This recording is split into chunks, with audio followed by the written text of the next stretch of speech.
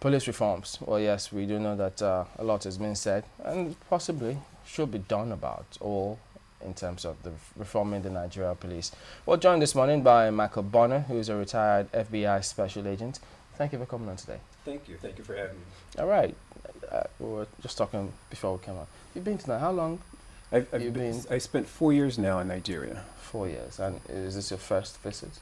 This is my second. I originally came here in 2001, was here from 2001 to 2004 as the head of the FBI office here in Lagos. And then I traveled, spent 3 years in South Africa, returned to the United States, and then came back last year. So, this time, what changed for you? Well, actually, I saw a lot of changes to at least Lagos coming back, a lot of infrastructural changes, new hotels, new buildings, different businesses. So it's pleasant to come back and see how Lagos has changed. When we talk about police reforms, I mean, so many things strike so many people. They get different impression in terms of even where to start, different perspectives. But for you, I mean, you're a retired special agent, you've been in this for a long time. What key things should we be looking out for? I think the biggest thing is proper resources. They're not being resourced properly to be able to get the things that you really need.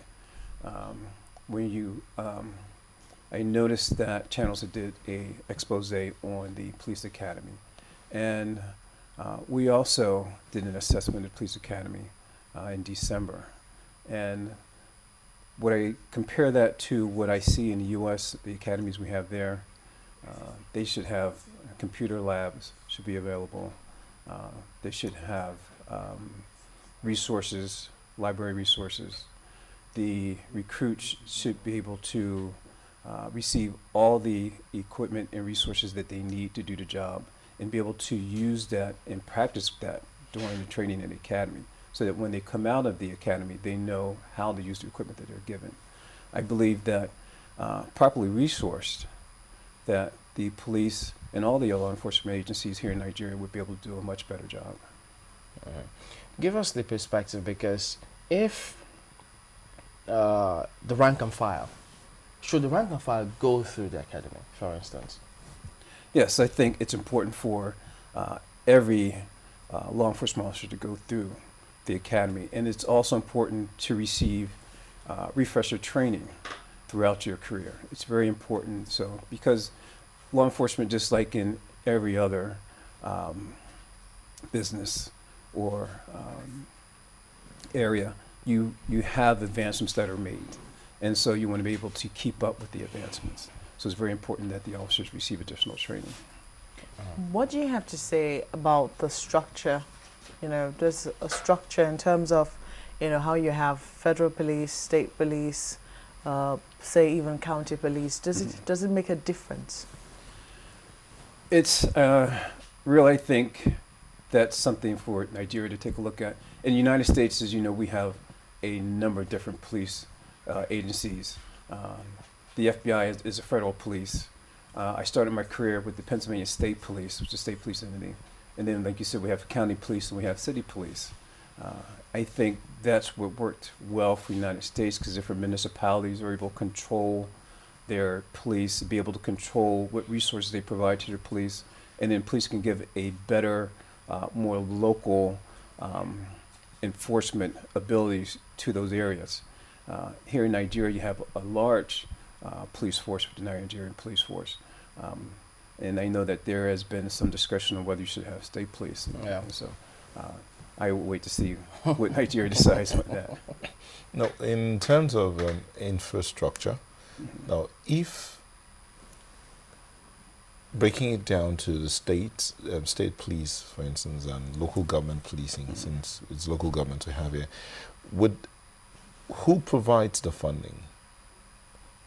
In the United States, the localities provide the funding.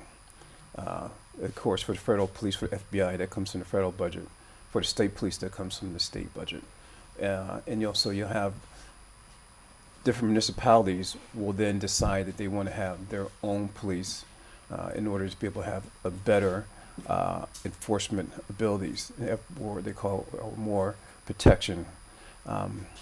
For the state police, we handled areas that did not have their own police department, the unincorporated areas. But because we're so spread out, we would only have several officers to be able to patrol a large area. And that's why municipalities that had more of a tax base would begin to develop their own police department to be able to have a better resource and So have better protection. In providing those equipment, what exactly do the state, county, and federal police share? What do they have in common? What are the things that more like run through that they all have to work with?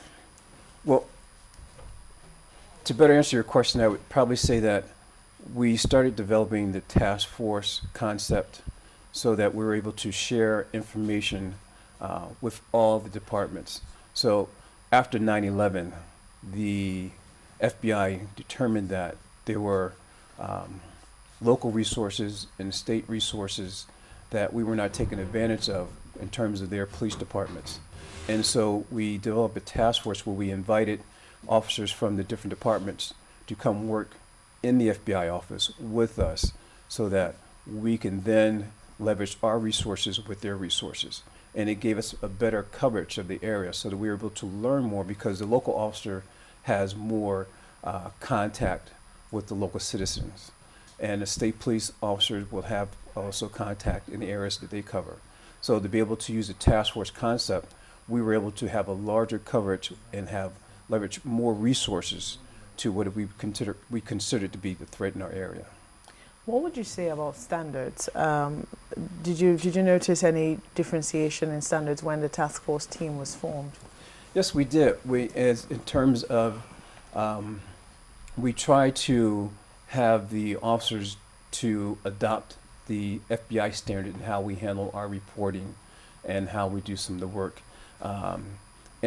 The officers were able to easily do so because the training in the United States, a lot of it is standardized, so that there's certifications that the officers must have, so that a lot of them will receive similar training. What are specific requirements in terms of entry into the police force? It differs. When I was a Pennsylvania State Trooper, you had to be at least 21, a high school education, obviously good character, never any history of drug abuse or drug use or alcohol abuse. For the FBI, you had to be a U.S. citizen, at least 23 years of age, have a bachelor's degree, and have some type of, they looked for individuals who had different types of training. Say if you had a background in computer science, a background in law, a background in accounting.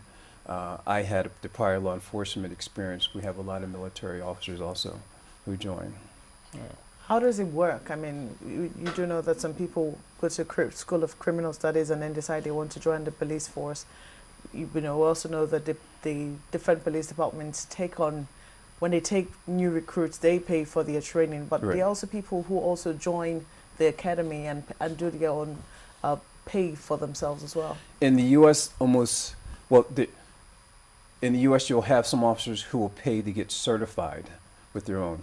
But most departments, larger departments, will have their own academy, so they pay for the recruit to come in. They're getting paid while they're there, and they pay for all the requirements when doing the training.